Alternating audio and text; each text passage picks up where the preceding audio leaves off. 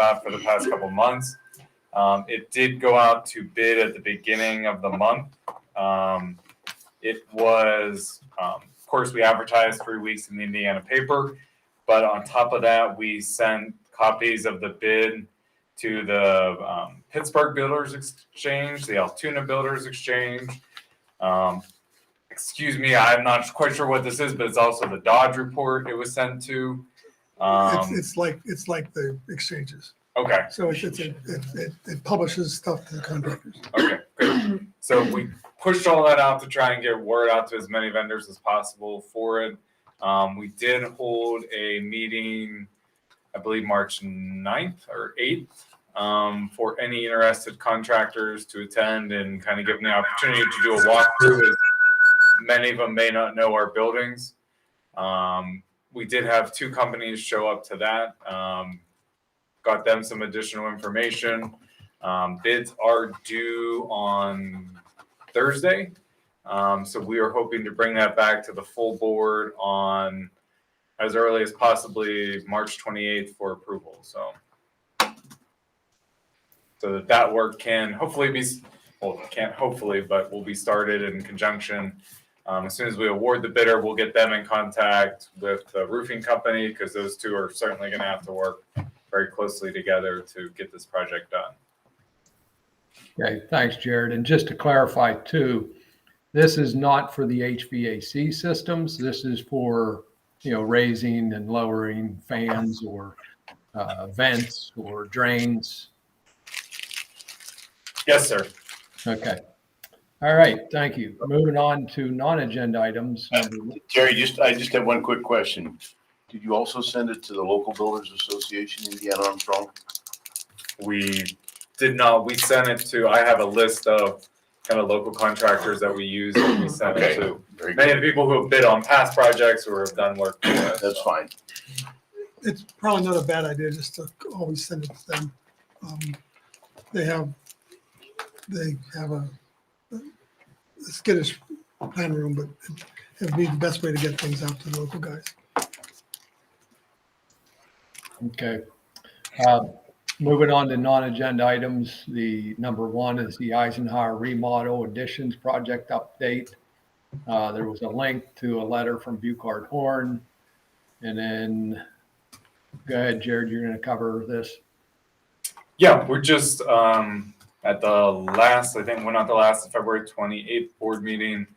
The board did approve contracting with Buchard Horn for that architectural work. We got a contract, proposed contract from Buchard Horn that was reviewed by our solicitor and myself. We made some modifications to it. They've agreed to it, so we've settled that contract, allowing them to start the work on that. The link on here just kind of explains their end of the work, and also gives a proposed timeline for the project itself. I think, Mr. Kerr, I believe we want to keep this as kind of a standing item on all future Buildings and Grounds Committee meeting agendas, just for kind of the future going on here, which I think what we'll try and do is any meetings we have, which we give minutes. And I'm not sure that for Eisenhower there, that's the East Pike kickoff meeting minutes. But I will continue to post kind of meeting minutes for any Eisenhower meetings to the agenda here. And just so we can highlight them as we're working through this project. Okay, thank you. And then, like you said, 1B is meeting minutes from the kickoff of the East Pike Old Office area, right? Which we're going to discuss one of the items in number 2 there. So any questions on number 1A or 1B? Terry, I just want to reiterate what Jared said there about how critical it is to essentially have this as kind of a standing agenda item between now and the completion of this project, so that we keep not only the board members but the public apprised of what we're doing and where we are in the project. That's correct. Jared, is the February 9th East Pike kickoff meeting, is that East Pike or is that Eisenhower? It's East Pike. It should have been a separate. I was going to to keep things clear. Yep. We need to do East Pike and Eisenhower Yep. and Horseman and Ben Franklin as separate numbered items. Yeah, the kickoff meeting for the Eisenhower project is actually this Wednesday. Yeah, but let's just keep these projects separate because it's hard enough for us to keep track when they've got all jumbled up here. I wasn't sure whether it was the kickoff meeting for Eisenhower at East Pike or the East Pike office project. All right, good idea, Tom, and we'll do that. Moving on to number 2, HVAC system in classrooms under the East Pike old office renovation. What type of ductwork should be used and it's in the new classroom. I was able to attend the kickoff meeting that was held on the East Pike project. So there wasn't consensus on the type of the duct layout. So Jared, is Eric on here? Was somebody going to bring up those 2 options? I don't believe Eric is probably on here. I can see if I know those were Eric's drawings that he had that day. Do we want to come back to that, sir? And I can see if I can pull those up. Yeah. Well, which topic are you not involved with? So is there one here?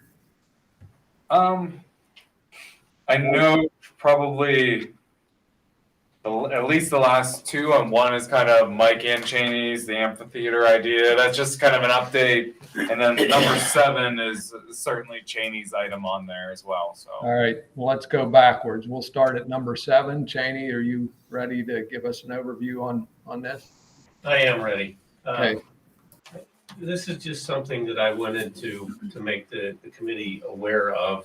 And I brought show and tell. Every air-controlled space in our classrooms, except for the upper 2 floors of Horace Mann and here at East Pike, but everywhere else. When we did the ESCO project, this was the thermostat that was put in every space. It either controls temperature for the space from an air handler or a unit ventilator or a VAV box. Along with that, side by side or below, is this device. This is your air quality sensor. What this senses is the level of CO2 in the space. If it goes above a set point, then it opens the outside air dampers to bring in more fresh air to control that. I just wanted to make everyone aware on the committee that the problem that started a couple of years ago was these were failing. A couple of years ago, Greg purchased 10 of these. And I took them over to Ben Franklin, and it took me about 40 minutes to put all 10 of these in. I was back at the shop. They're $300 a piece. So much for ESCO savings. Wow. How were they failing? Were they failing to operate at all, or were they giving erroneous readings? They're done. They give me on the control system. When I look at it, it says unreliable. And numbers are all over the place. So it can no longer function in the way it's supposed to. They have a 3-year life. How long were they? Uh, How long were they in before they started doing that? It's been a lot more than 3 years since ESCO, Probably hasn't it? 4.5 years. Okay. There's no guarantee on how long they're going to last. They cannot be recalibrated. They cannot be repaired. That was put in with the ESCO project. Correct. The ESCO project's been in, A decade? It's been a long. 7 or 8 years now. has it only been 7 or 8 years? Yes. 2015? Right now. Yeah, I guess that's. Year 7 is on the item number 5. Yes. Okay. We're in 8th year. Right now, as of yesterday, I got on the system and counted how many are bad. Senior, I have 15. Ben Franklin, I have 11. Eisenhower, there's only 1 working in the whole building, but I don't think we're too concerned about that right now. So I have 26 that need changed right now. And the last we purchased them, they were $300 a piece. How I just wanted to make the committee how aware many, how many across the district? do you that have? that's 26 right No, now. no, plus that's 26. 16 That's 16 26. in Eisenhower. That's 26 that have failed. How many do you have total of these units? I don't know the total number, but it's probably 3 to 4 times that. Okay, so So And it 100. will continue. can we, And this is a cost that, can we look at a different, that's something Sensor. I'm going to discuss in the future when I get to meet with a technician from Johnson Control. The last one we had, he was only here for 2 visits. He's no longer working for Johnson. I'm also exploring some other avenues. That's a When I have that information, I will bring that back to committee. $30,000 number across the district. It's, To, For I mean, 3 years. there's no reason to suspect that the other ones aren't going to fail in the next week. they too. will. Yeah. It, So, it bothers me. I was very upset, and that's why I wanted to bring that to the attention of the committee. Because it's a cost that, we're gonna have to bear. the thermostats, are they functioning okay? Thermostats, I think I've only changed maybe 2 in the 7+ years that we've been running these now. So, I think we need to look at a different sensor to put in there. I'm gonna first look to them to see if there's any other way that we can accomplish this same function with another device or whatever, something that's more cost effective or reliable, minimum. But just wanted to make everyone aware that. right now, it seems like you have the worst of all worlds. You have something that's expensive and not reliable. Exactly, and it's kind of upset me. Well, it is upsetting that they're guaranteed for 3 years and they've lasted now for 6+. I won't say because you've already Well, replaced it's a couple some. years ago when I changed the first 10. Okay, 5+. So, but, I get frustrated every time I have an inspection for an apartment and I have to get a new carbon monoxide detector because they literally wear out. I mean, they get dusty, they get corroded, they get whatever, even if they've never read any carbon monoxide at all, they age. So, Built to fail. yeah, But I mean, yeah.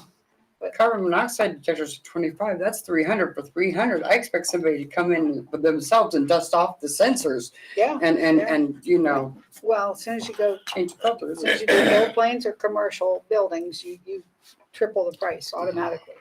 And that's like 10 times the price. And we won't talk about where they're made. Oh, we know where they're made. Terry? Yeah, there's no type of, we can't go to the manufacturer and complain and maybe they would replace them or something. Has that avenue been explored? I did that about 2 years ago. 2, maybe 3, I don't know. I didn't get anywhere. They're out of warranty, that's it. Okay. And what about, you mentioned about going somewhere else or you're looking into something else. What are you looking into? Well, there's, I want to first discuss with them if we have any other options to control these devices and make them do what these devices do. It's more cost effective and has more lifetime. But I'm also going to talk to 2 other companies that also service Johnson Controls to see if they have anything else to offer us. Good. Okay. So it sounds like you'll be on the agenda next month again then. Very possible. Yeah, well, you're going to put East Pike on and Eisenhower on the agenda. You might as well just put Cheney on the agenda too. Yeah. Terry, I hate to do this too, but I'd like to go back to number 1 for a few moments. Sure. Are we done with number 7? Yes, sir. Yeah, he shovels bad news on us, then he runs out of the room. All right. Go ahead. Yes, Paul. the rest of the committee report. Okay, yeah, he has to stay. Yeah. okay. Yeah, on the proposal from the architects on the process, there's 2 items I'd like to bring to your attention. On milestone 1, item 4, perform zoning and land development study, establish limits, blah, blah, blah. There needs to be a outreach to the borough at this phase. in a preliminary way to I make think sure. at the last meeting, they mentioned starting that, Tom. Yeah, that needs to be part of the process. Yep. Okay, and then on milestone number 5, which is in construction, is hazardous materials. And one of the things that we could move up in the process here is removing hazardous materials independently of the construction process. We're obviously going to use this building again, and the hazardous material has to come out. So we could proceed with that prior to bidding and construction and everything else. And that's so the GC doesn't deal with that, doesn't have to clean the building out. He comes in and works on the building. Yeah. And I'd like to move that portion forward if we can. yeah, and that's a specialty contractor, so that should not be a problem to bid. Yeah, and we've certainly done, Cheney, you've done that before, haven't you? AGX. Yeah, We've used yeah. in the past. Can we authorize Cheney to get a cost and bring it back to the board to get this started? Well, Jared, how many estimates do we need? Or do we have to bid that? Because it's, I'm guessing that type of work's gonna be over the 21,900, so we're gonna actually have to officially bid that unless we can look at state contracts where there may be, that work may be available. And AGX would know that as well, so if we can reach out to them, we can For the damage. ask them if it's on a state contractor, and we can look for that as well, but I mean, then they- Yeah. for the amount of work that needs done there, we definitely would either have to bid it out or $30,000 if we can get that work done off a state contract. right, that's what I'm thinking too. So good ideas, Tom. We'll Yeah, move can you explore that and see if we can get that moving Yeah. forward? It's going to take a month to clear that building at least. And if we can get that done and have it ready to move forward, that'd be wonderful. Yeah, And I'm meeting with, I may say it wrong, McNaughton Brothers or McNaughton Moving Company Mhm. on Thursday to walk through the building with them, get an idea of what it would take to move everything and store everything in that building, get a That's quote from them, so. Yeah, on the asbestos, my goal is to get it out of the building. Okay, rather than encapsulate it, rather than we can not, if we can clear that building out, it'd be wonderful to have it gone. If that's possible. we'll discuss that on Wednesday. Okay. All righty. Cheney, while you're sitting in the hot seat there, do you want to go to number 7? Number 6, Kind of a kickoff. Terry. I changed, I'm sorry, sir. Yeah, it's number 7 now. Oh, okay. I didn't attend that meeting. Yeah, are we talking about White Township Amphitheater? Yes. That was me. Chauncey Ross reached out to us, invited us to a meeting over behind East Pike. There's a road. Can I do this? Yeah, go ahead. White Township's hired me to do some schematic plans for this. And it's between the soccer field and Eagle's Nest on that sloping hillside. And White Township has reached out to school districts and also the university to see what kind of facility would be useful. And also preparing for a grant application. So having the school district's interest in the facility and a letter of support would be useful for their grant application. Yeah, what we're asking permission for is to write that letter of support. He shows the location. It seems like a really neat idea. It seems pretty cool. It can have some value not only to the community, but to the students here as well. So it's something Mr. Kerr would like permission to submit a letter. What I did was I asked Mr. Springer to talk to his teachers and gather some ideas about what possible uses could be. But it seems like a really neat idea, but I'd like permission to be able to write a letter of support. Yeah, you can go beyond East Pike in that it can be available for summer. It can be Yep. available for musical, for productions outside. Some of the discussion also is what would you use it for? And that's going to help form what it is. But it's basically a 5-acre field that slopes down. Mhm. And we're going to build a stage and maybe a canopy for it. And I'll be able to project and do some things in an outdoor setting. So Yeah, and we talked to Mr. Ross. There's no cost or no funding or being requested from the district whatsoever. It's just really a letter of support, and our letter of support with some ideas like Shakespeare in the Park, different types of program we can have. I think I called Kelly about it, and Kelly told me there's some times where the police bring in dogs and animals, and they can maybe use that outside venue for those type of things. So we'll handle the letter. Just want permission to make sure that I'm authorized to write the letter, because I think it sounds like a neat idea. Yeah, and Yeah. And it'll be easier for me to ask, is there any opposition to this? Not hearing anything, and you could, yeah, Cheney's worried about it. yeah. Well, it's not on our property, so, right? Correct. So, Cheney, don't worry about it. Sorry. Yeah, and this could be sort of the quasi outdoor classroom of East Pike. So, Yeah, absolutely. okay, anything else on that? No, sir. Okay, do we want to jump back up to what is new, the new number 3? And I see you created a link, Jared, for these different ductwork options.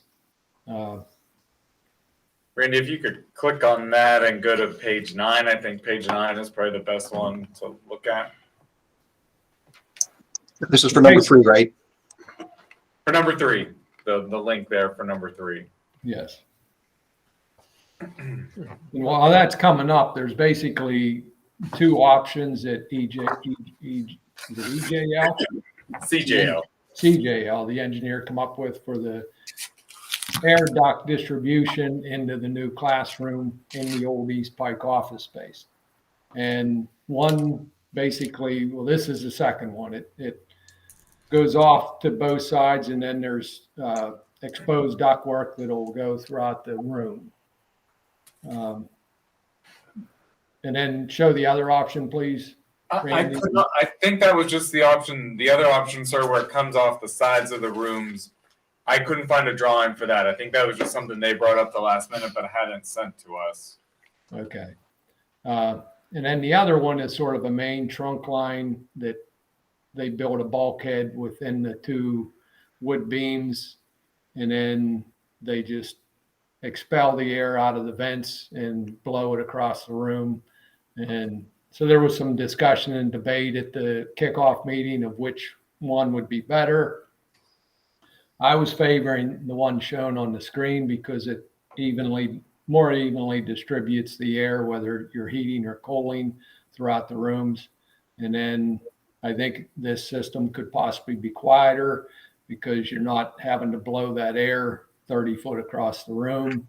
There was some discussion about that this exposed ductwork may create shadows due to the lighting, but then as we further went through the meeting, we're going to replace the lighting in this new classroom. So so then there were some people that were in favor of the other option, and so that's why we decided to bring it to the committee. So Tom, Cinda, or Cheney or Jared, do you have anything to say first? I think the only clarification, sir, is that part of the proposed prices we've seen or project was not to replace the lighting in the older classrooms, which is the 2 on the left there and the 1 on the far right. We certainly would be replacing the lighting in the newer classrooms there in the middle. So unless the board wants to replace the lighting in all the classrooms, you would have those shadow issues if you're not going to drop the lighting down below what would be. Right now, the lighting is at the ceiling level Yes. of the, above the beams. Yep. In between the beams. Yeah, and these ducts are underneath the beams, Yes. Can you lower those lights? not those light fixtures You themselves. cannot lower No, them. you need to switch them out to a pendant. You have to go to some type of pendant lighting if you wanted to What- bring it down. What, Yeah, there's So- a surface mount light. so And what about, let me say this first. So in the new classroom in the middle of the page, those 2 new classrooms in the little room, I believe we did land on replacing the lighting. The lighting engineer that was in the meeting was recommending the pendant lighting, which would be below the ductwork. Yeah, that would, Terry, that would be for the 3 classrooms on the right-hand side. So Just the two in the middle. Just The two bigger ones in the middle are the newer ones. So the third one to the right is an existing classroom. Yes. so Cheney, There's actually only one classroom. The other classroom, if we built the bulkheads, we were gonna use or attempt to use that existing lighting in the one classroom unless it was in no good condition when we took it down. so could you leave the existing lighting there? And then put some supplemental lights, pendants or whatever to take care of the shadow issues? Would that maybe be quicker, easier, simpler, cheaper? With To, with the way that roof and ceiling system is, that would be difficult because of where that wiring is located. You can't access that because of that. Yeah, wood is your deck. To get that, extra circuitry up there. could you not run the circuitry along the ductwork and then? No, because that's going to be a sock. Well, Or it could be hard duct. That's a discussion. But either or, it's going to cut down the middle, and you wouldn't be able to. Let me say this too. There was discussion whether it was worth trying to save the old lighting. And I brought up that sometimes you spend just about as much money trying to resalvage and reuse something because the demo people have to take more time and more care to demo. Then they sometimes have to find a place to store that stuff without it getting damaged and put back up and stuff. So that's where we landed on replacing the lighting in the middle two classrooms. But- Yeah, Terry, I'm okay. I understand that part about the demo and the damage you could do. I was suggesting just leaving it in place and then just add whatever supplemental lighting you needed to eliminate the shadows. Right. Okay. Well, you certainly could do that, Walter, but these are also T8s. These aren't LEDs. That was my question. Yeah, so this is, we upgraded during the ESCO to T8s, but these are still Okay. fluorescent bulbs. So you would modify the fixture to LEDs anyway, at least I would think you would. So do you just replace the fixtures and call it a job? And that's what I'm thinking, Tom, because, I used to do construction work and, Back in the old days before you retired. right. Well, before I even went to my that career. But anyhow, go ahead, Walter, you were going to say something. I just Jim, wanted Jim to, has his hand raised, so I'll go to him next.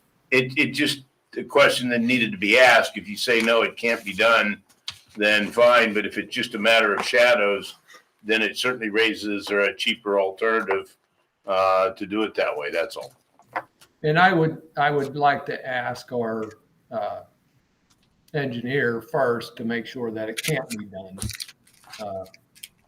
They may know a different way to do it. And so Jim, go ahead. Yeah. Two questions really. Like, how far are they hanging down? Like, what kind of shadowing are we talking about? The lights here, Jim, are attached to the ceiling. The fluorescent ones, yes. Yes, and the ceilings are above the beams. There's wooden beams going across this building. Okay. So these ducts are below that. So they'd be maybe 2 feet below the duct, depending on how high the duct's going to be placed. But they would definitely be going over top of the way they currently sit. Okay. Terry, is there? No, wait, Jim said sorry, go ahead, second Jim. question. Well, I was just going to say, if that is the case, then, there's not really a ton of sense in salvaging them, and pendant lights make a ton more sense, or, some sort of track lighting that can be aimed, something. What we've done in the other classrooms is we put in those tracks. So we put in the pendant lights with the up and down light. That's real soft. You saw it up at the high school in the life skills room. That type of lighting. In which room, Jared, is the proposed autistic room? Is it the far right one or is it the second from the right? It'd be the second from the right. Okay, so that's going to have special lighting in it also. We've discussed that. So. Yeah, but that's all new lighting. These two rooms are new lighting. I would certainly look at doing new lighting, in that whole swath, and not apologize for it. Terry, are the unit ventilators still going to be in use for heat in this space, or is this primarily air conditioning? No, those will come out, correct, Jared? That was part of the change. So the whole system now is the rooftop unit? Okay. Okay. Cinda? Yes, Terry? I've been shaking my head, yes, I think we should replace the lighting in all the rooms. And we should do pendant lighting to get rid of the shadows. We don't want to have another situation like the gym at the high school hanging over our heads with people complaining about the lighting. We need to do it right. I did, too late. Any other comments? Yeah, Terry, I'd recommend you do the spiral ducting. It's going to be harder. It's going to be a hard surface. It's going to last longer. My experience with the fabric duct is that when they're cleaned, they have to be dry cleaned. Yes. And so if you do the spiral duct, you could either put it up as a metal duct, or you could paint it. I've been doing an awful lot of the straight metal ducting and calling it a job. And that's where I would go to try to save money. Yeah, and then every 5 or 10 years, Cheney has to get up and dust it. Yeah. That's true. Yeah, which he's willing to do, by the way. He's shaking his head yes. Yeah. My vertical leap isn't what it used to be. Yeah, but You gotta try, just try. You got guys now that can do that. Yeah, but All right. Any other comments? I agree with that, too. Yep. Spiral duct over flex duct. Yep. there's some rooms here that don't have any ductwork in them, storage and instruction. Are those rooms, would those rooms maintain their unit heaters that are currently there? I don't believe there's any unit ventilators in those spaces. How do they heat and cool now?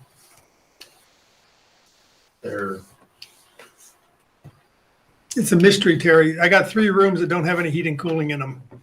And then Okay. there's, Very small. and then there, spaces. they're small spaces, but I think there's just,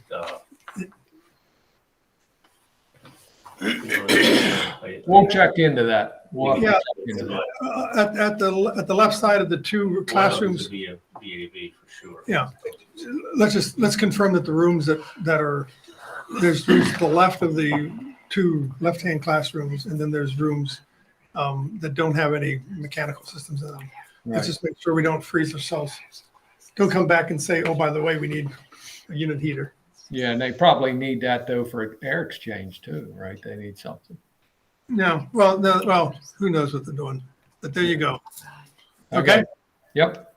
thank you, sir. Jared. Thanks, Jared, for bringing that up. You would bring that up. If Randy, you want to go back to the agenda? Thank you. Next up then is the potential uses for Horace Mann after Eisenhower is open for students.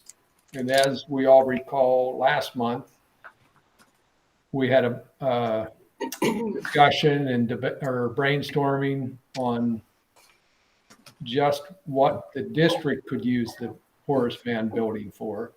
So then as we laid out, we were going to then look at this next topic, which is under A, joint public and or private partnerships to support the academic and educational needs of the community as a whole, public use by any entity. So like we did last time, I'll open it up and we'll go around the table and on virtually and get anybody's ideas. And then next month, before we jump to that, next month, then we're going to spend some time brainstorming any type of commercial uses for it. And then probably the following month, we'll go through and do some quick kills, take things off the list, off all the 3 lists, and then look at which ones have potential. And we'll have to then decide whether those go to different committees.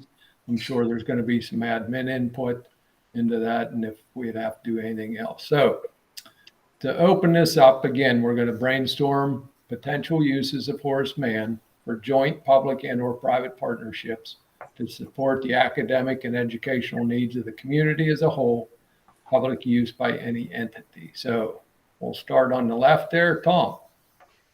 I was hoping to go last so I could agree with everybody else. No, I'm doing that. Well, you obviously have some governmental uses and alternate educational uses for it. What else? Cinda, Can I just ask a question? Is it to be an income property of some sort? Like, is it? To it could be gain either. income? It could be Could be either. either. So that would help me understand the vision. Yeah, it could Okay. At any time, and I'm glad you asked that question. This is just to throw things on the table. It's not time to support or debate them. It's just ideas. And then And I just want to know if it would be for Yeah. profit in any way.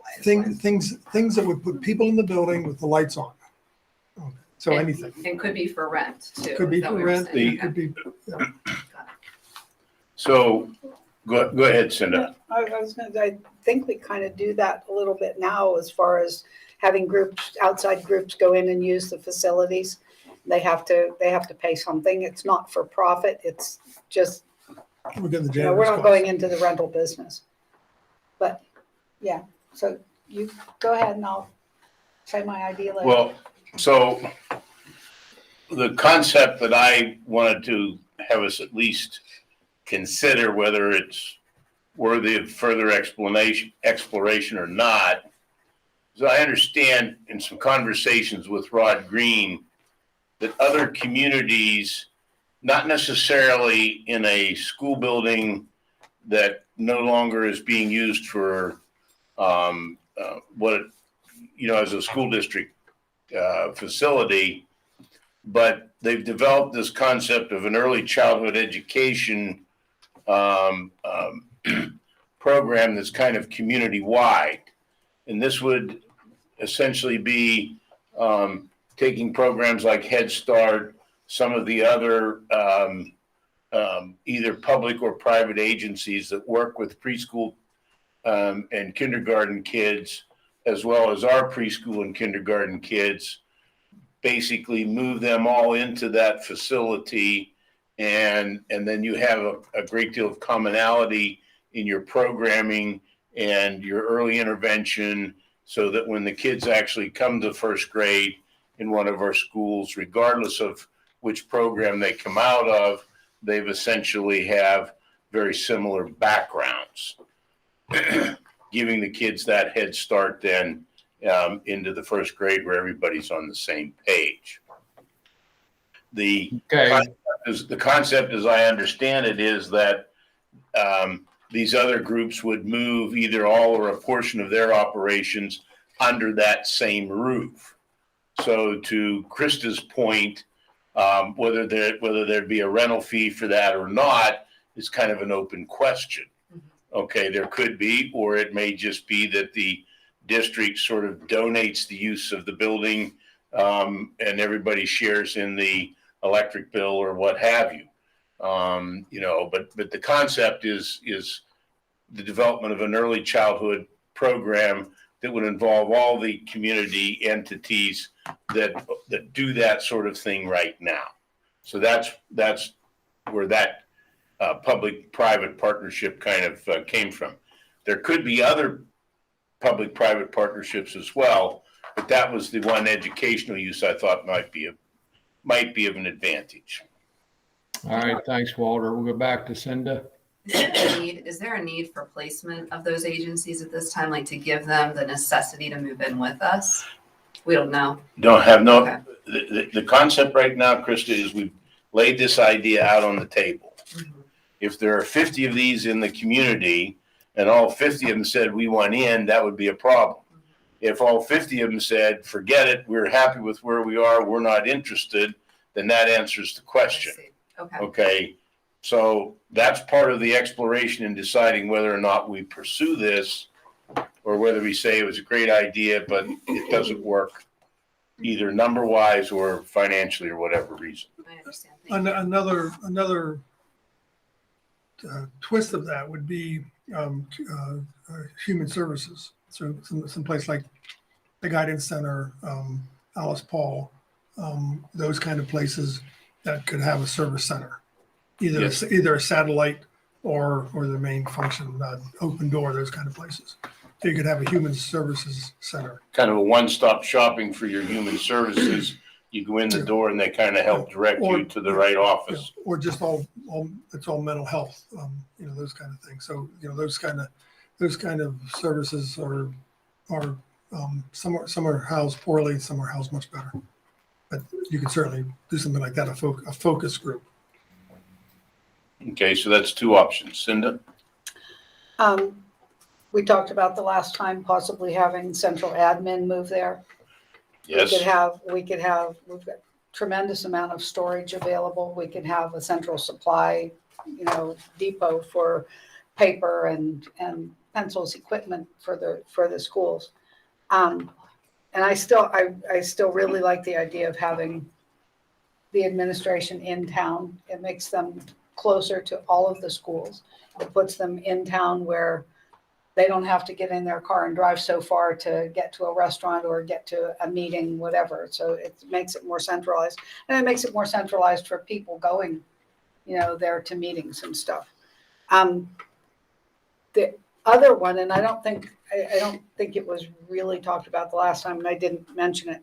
In Worthington, they've got the old school building in town, and it's turned into the Worthington Community Center. And they've got it, and I don't know how active it is. I know their signage isn't the most updated, but they've got a community playhouse group that is part of that building. They've got several clubs like the Western Pennsylvania Conservancy type group, an environmental group. They have Boy Scouts and Girl Scouts that meet there. They've got after school programs there.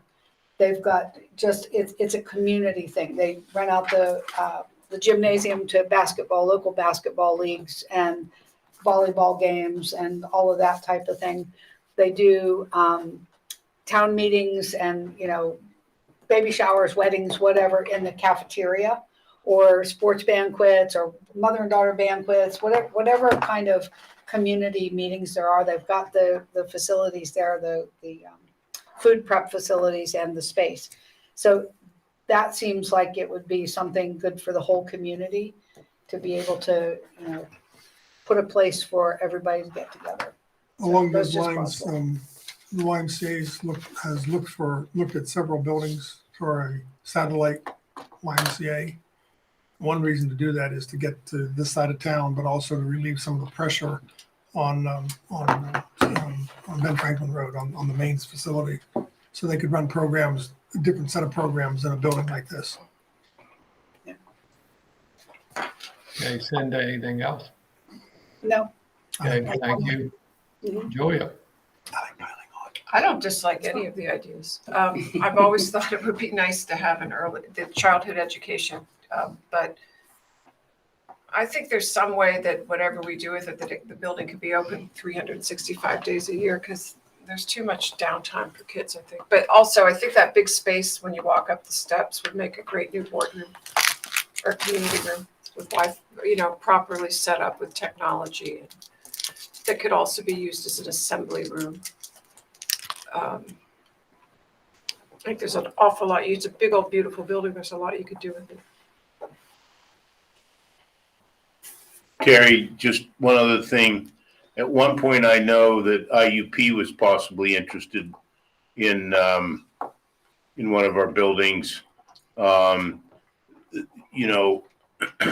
Whether the borough would be interested in it, as somebody said, for a community center, whether IUP would be interested in it, and or whether even the Commonwealth, if they have any plans to expand any, or the county even, if they need some additional space. All of those government entities, I think, would certainly fill that last behind the semicolon there, public use by any entity. Yeah. And I think we could quickly determine some of that simply with a formal letter to each of those different agencies to see if they have any any interest in using the building for whatever purpose. Okay, thank you. We'll move on to Tammy. Well, I love all of the ideas. The idea I came up with, which probably wouldn't work in that building, was Pittsburgh has the construction junction and recycle, reuse, renew. I'd love to have something like that here. Something where people could go in, buy for like pennies, used cabinets that nobody wants in their home, or tiles that are left over from construction project. I think that would be a great need to a community with this kind of income median. And I'm not sure it would fit in that building, but I'd love to see us try and do it. Okay, thank you. Sue. Hi. I like a lot of the ideas too. Of course, as an early childhood educator, I love the idea of an early childhood center that we could possibly partner with IUP in the early childhood and human development family relations programs. I also was thinking about the idea, I don't know if any of you are aware of Manchester Bidwell in Pittsburgh. They do an after-school program where they prepare students for things in the community. They have like a culinary place, and it changes. They also have a place in there for concerts. Of course, I don't know that Horace Mann would be that kind of a place, but it's something to think about. Okay, thank you. Jim. Well, I was a little nervous since everybody is doing more than one, and then I'm at the tail end of this. So you're all lucky you didn't steal my idea, because it's a really good one. With the there's the humanities in general have been dying for a long time. I think it would be very, very nice to make it some sort of conservatory / museum dedicated to the humanities, art, music, writing. You could section the building off in different quadrants. That was my idea. Okay, thank you. Well, I'm going last, Jim, so I think are there any other board members I missed? Yeah, Terry. No, but I got another one for you. Go with Cinda. Go ahead, Cinda. It's not another one, it's just a further discussion of one of them. There was an article in the paper today about after school programs for children have run under really, really hard times because of COVID.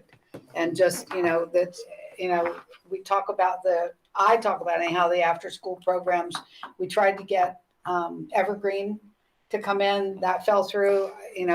We know how valuable the summer remediation programs are and the workshops that the kids are going to. The Y program, Cinda? Yep, it's all, I think that's something that's very needed. And again, not just for little kids, I'm going to start advocating for the high school kids too. Mm-hmm. Some place a tutoring center. So something that, maybe have early childhood education during the day, maybe have it an after school learning center in the evening. And it doesn't have to be the whole building. It could be, it's such a large property. There could be other things done too. After Terry talks, can I talk as a community member? Yes, I have a committee question. meetings, yes, you're allowed to talk. Terry. The last thing I'll Whoa, add. whoa. If you want to go last, you got to let me go again. Oh, jeez. You're not going to turn my meeting into a 3.5-hour academic meeting. Thank you. Terry, it's only 6:30. Yeah, we got plenty of time. Who's supplying pizza? The obvious, you never buy the pizza. You always threaten. The obvious use of this would be for education again. And so reaching out to Seeds of Faith to come back into the borough would be a smart thing to do. Take it. So, to encourage other educators, what's the Parochial private schools? local or private, but also some of the Adelphi places that are dealing with kids might also find it a good building to convert. And the conversion is pretty easy since it's already classroom to classroom. When we toured the Adelphi, did they not say that they do have elementary facilities in other places, just not here? That's correct. I wonder if that'd be a possibility. Could be. Because where they are right now, they only do high school. They do have elementary facilities, so I think- that's, And didn't they say they maxed out their space in the? Yeah. I think yeah, when we were there. they're at their limit where they are. So Um, maybe even, Across the street, Life Steps on Philadelphia, is it Life Steps? yeah. They also have space that's full. Yeah. I'm looking for space. And that was where I was going to go. Someone, I think, a lot of good ideas. You mentioned a lot of different uses, and one more I'll throw out there is for our special needs students. We send a lot of them or some of them to Pittsburgh and stuff. I don't know. Economy of scale would have to be like a regional thing where other school districts in the county and maybe surrounding the county would be able to utilize that. But a lot of good ideas. And Krista, I'll go to you first. Thanks, Terry. So that was my question, is accessibility. So no matter what organization you give this to, some can like not access the space unless you're made like me, like I can walk, or you're on your bottom going up and down the steps. So I guess my question was, is there, are we giving people permission to renovate the space like commercial spaces do, and that takes care of some other things. At this point, it's a use thing, and how we get there from here. Yeah, but I think the reason I'm asking is there's a dollar attached to this. So is there extra income provided to the creation of whatever Horseman needs to be turned into? I mean, from here. So it can be accessible. I think Krista, Right, but like it's probably going to need it, is what I'm trying to say. This Like is dream- I lived there dream for a little bit, so I kind of know how the space feels. And you're saying like special needs, you can't do that because it's not accessible. yeah, at this point, Krista, we're not going to get into these Can't do that. details and start evaluating this stuff. We're just throwing ideas out, and then in the future, these things will be evaluated. But it has a cost, is why I'm bringing this up. To clarify Well, that, any of these have a cost. to clarify that though, Krista, what we're trying to do is find the first best use of the building other than as a primary or intermediate grade elementary school. Okay. Once we identify that, just like the same process we used in which grade configuration, then we'll blend the cost in. It could be a killer, or it may be something that there's a lot of community and economic development money out there that isn't necessarily attached to a school district, particularly if you're going to do some of these other things that are more community oriented that we might actually qualify for. So it's not necessarily a tax increase. Right. The bottom line is we've got to find that what we as a group feel is that first best use of the building, which you start off in the brainstorming, and then we figure out from that what configuration and how we pay for it and that sort of thing, or we allow that to impact our final decision. Terry, I think since we also had a borough council member on here, Ben Ford, we ought to also ask for his input as well. Yeah, I was going to go around. Let me go around the conference room there first. Does anybody else have any ideas that have not been stated? The science center was never brought back up unless I missed a meeting about that. I thought at one point it was talked about, like it could turn into like a science. I said it last time. That was Jim's good idea last time. Yeah. Right, and I don't know where that fizzled out, if it was, but if this is the brainstorming section time, I think we need to talk about that, because we do need to talk about like STEM centers, and that like where I came from, they had a whole science center where the whole community came in to watch different situations. I was in Charles County, Maryland, where they brought the science center, and I think that we even spoke about that at one point. Krista, just please throw the idea on the table for right now. The science center. That's Okay. my idea. I'd like to throw it on the table. Thank you. Let me just throw it out there. Anybody else? Jim's gonna be mad. What, you eat it free? We're gonna need some- Anybody else in the room there have any ideas? Mike Travis, he wants to make it a bus garage. Okay, We need I'd like to see that. a driver education center where we can train and In Colorado, they turned for it into drivers beer desperately. Okay. That sounds about right. Anything else? Anybody else in the room before I go on? Stop signs. Ben, I'll go to you next. Sure, thank you, guys. Can you hear me okay? Yeah, we can hear you, Ben. Sorry. Yeah, I'm on my phone with the kids running around. But yeah, I appreciate y'all taking this time to have this conversation. And I don't have any, you guys have hit all the ones I had, you guys have covered. But I guess my only, in terms of thinking about this, I would be inclined to keep your options open, I guess, and not be too draconian, cutting the 3 and then 3 kind of deal. A lot of these, I think, it's a big space, as you guys have noticed and noted. And having it, you might be able to get more traction with a number of things in there. And I know you're not at the money stage yet, but it might be. I mean, a lot of these places are already paying rent, and so if you could offer even, they'll probably pay rent to you, but you might be able to offer a simpler package in that they pay one bill instead of paying a dozen bills, something along those lines, to attract sort of multiple groups into it. And then you guys have talked about early childhood and community services, and you don't be limited to 2 of those. You could have that on one floor and one on the other floor, and still have space for storage, right? So I think you've got a lot to work with there and a lot of opportunity. So I guess that's all I would add to the conversation, is just try to keep your options open at this stage while you're still working through this. But again, I appreciate you guys taking the time, so thank you. Yep, thanks, Ben, for attending, and make sure, keep coming to the meetings, please. And the one thing I'll add on to what you said is, just because there may be an idea that comes to us, somebody could call the school district tomorrow and make an offer of some idea, and that idea may raise to the top. Just because it wasn't discussed last month, this month, or next month, doesn't mean that we're not going to keep open to other ideas. And I'll ask anybody else that is on virtually, if you'd please raise your hand, and then I'll call on you if anybody else has any idea. I'm not seeing anything. So I'll put it out one more time. Anybody else in the room have an idea that has not been offered?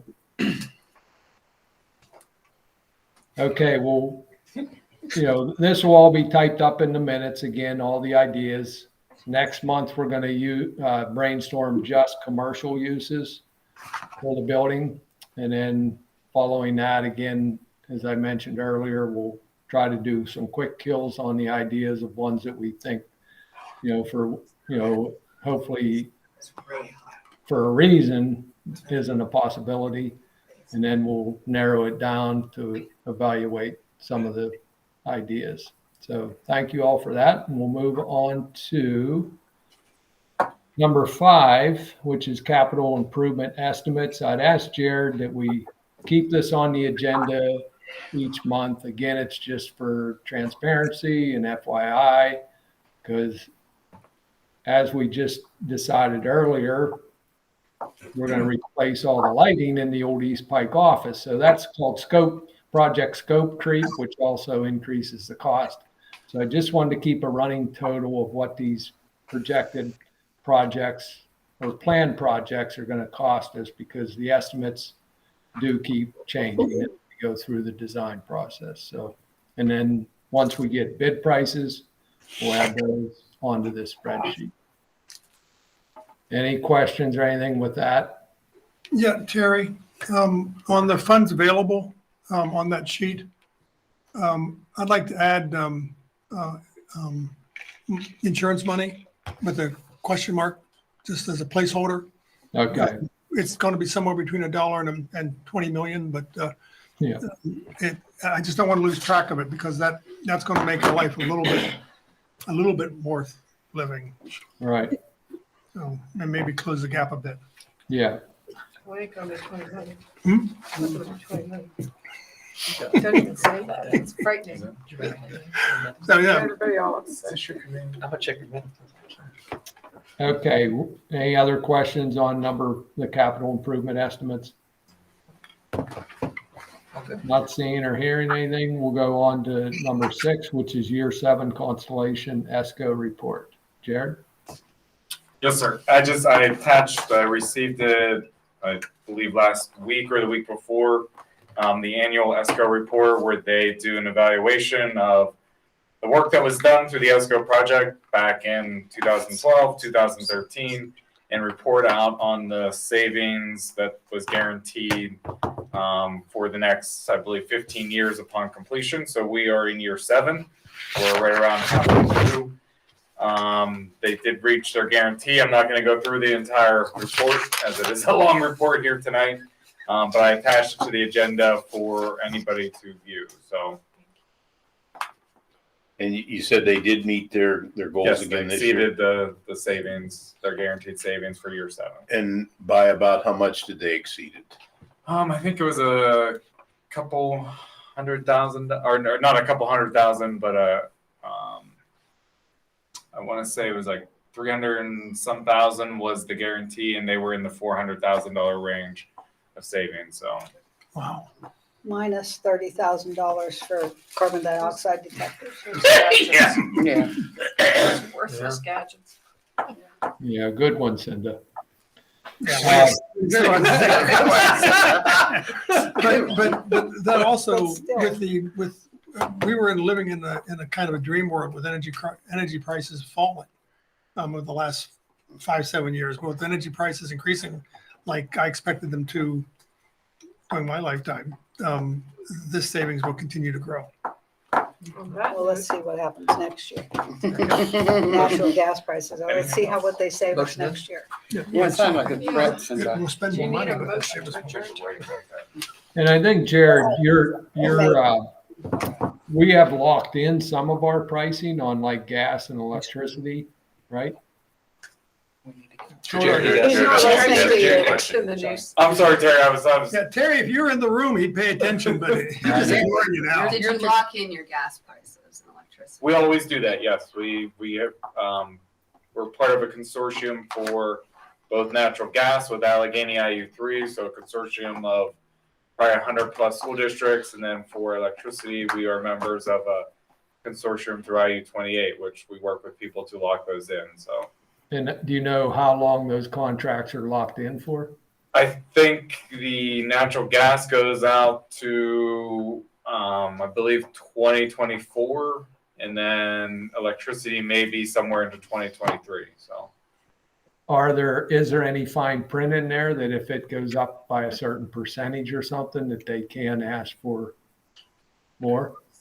I don't know off the top of my head, sir. I can look into it, but Okay. Well, that's good news so far. Anything else for the good of the order? Because I think we covered the agenda, correct? You did it in just about an hour. All right. just one I have a thing. couple more things, Terry. Jared has one more thing here. All right. Just a quick transportation thing. You may see an item on the agenda on Monday to approve some additional contractors to help us with some of the sporting events that we're struggling to find coverage for. Mike and I are still kind of working through that. But the spring sports do start as early as next week, so you may see an item on Monday night's agenda as the board does need to approve additional contractors. So. And Jared, what that means is our contractor can't provide the amount of buses requested, Yes. which allows us to go outside the contract. Just to give you folks just an update, since the last time we met, they have lost 2 drivers to employment elsewhere, 1 driver to medical. We're hearing that they're potentially losing 2 more, 1 to a relocation, 1 to other employment. And right now, they only have 1 going through training.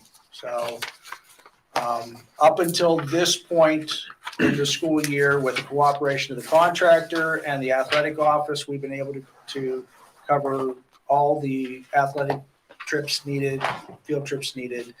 But we're at the time of the year now where it is going to be virtually impossible for them to cover because of the times that the athletic events happen in the spring. They're primarily afternoon trips that the departure times occur right during our dismissal times, and it's impossible for them to cover those as well as get the students home at the end of the day. So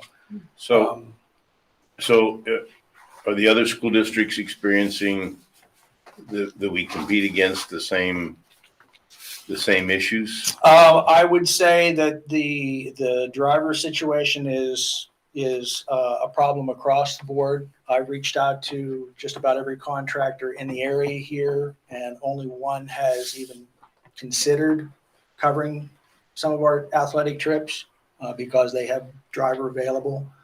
I would also say that some of the other districts that we compete against, at our level, their contracts are probably more lucrative. They attract drivers better than what ours do. They pay the drivers more based on the contracts that they have with their districts. So I can attest that one of the companies I work for professionally has the same problems. So the president of the company is driving buses to baseball games. Can you drive us that? Well, I'm waiting for them to make it mandatory for board members to drive. This One board member can drive well, bus. actually, I don't have we my do bus have one. endorsement, but I do have a CDL, yes. if any of you would like to volunteer, one of the ideas is to rent vans and have somebody drive. So if anybody wants to step What up. do you do for liability then? Well, the 'Cause that was insurance, always an issue at IUP. district insurance covers, The 10-passenger van, right? yeah. I don't think you can go 12, right, Jared?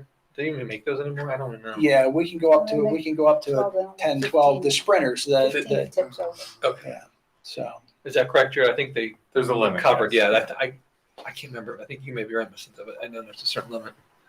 So what we could do is pay coaches. We can go, we could take them. But it's gonna get tougher. It's a blessing. If you had a 10 passenger bus and 2 coaches, you could take then 20 people by taking 2 of the vans. Track's gonna be a big, all those, Track, it's gonna be huge. Yeah, the It big, scares you. the ones we have issue with are obviously track and field, boys and girls lacrosse. And then, because this time of year, sports are so weather sensitive, tennis, baseball, softball, those are contingent to, not being rained out and rescheduled. And that wreaks havoc Does not make the lacrosse team. this time of year. We have some options, like I think the contract, that one, you may want to look at, what else we could do for other support staff, other opportunities. We're not there yet, but I think we need to look at the contract because we've been pretty lucky so far, but it's going to get harder, I think. You'll figure this out. Yes, we will. I usually, I'm the ever optimist that things will find a way of working out. At the point where we've pretty much exhausted our resources now, so. Maybe parents will start taxing. They taxi them in and out. Nobody's on these buses. That was one of the things that I asked the athletic office if there would be any parents willing to provide, and so far they've gotten no response, so. Can I ask you, did they really contact they the really parents ask? about it? Because I'm a parent of a track person. Well, I- track wasn't who we were asking for. Oh. Track, it's not possible for us to rent enough vehicles and have parents provide transportation for that. But We're talking about isn't track tennis. typically on a Saturday? No. It happens during the week? They have during the week, yeah. Okay. So we have the same problem with them, Mm-hmm. but how many people? There was 100 at one point. How many? There's a lot. Yeah, tracks. for track, they normally big require 2 buses. Yeah, 2 and the full-size nice thing buses. with track is that anybody who's willing to run, can participate. Yeah. So we don't want to start cutting that back. If they're willing to run, they could just. Do cross country all the way to the next week. Exactly. See, you got where I was You going. can have more interest. One side These of the guys can track. start here and we can start here and they could pass. We Well- can just trade. Oh, there you So- go. So just a little off topic before we end the meeting tonight. I had something I wanted to mention to Sue Rigg. She's working on that academic academy or to try to encourage Grow your own. to grow your own teachers at ICTC. At the Tri-County Workforce Investment Board, I was taking your name in vain, Sue, mentioning that you were in fact working on this with ICTC. It appears that some of the folks in Armstrong County or Butler County have already started to do something like that. It was one of the topics during our discussion in the general WIB board meeting. So it's kind of out there to start thinking along these lines to get more teachers into the various programs. So I just wanted to pass that on to you, Sue. Thanks, Walter.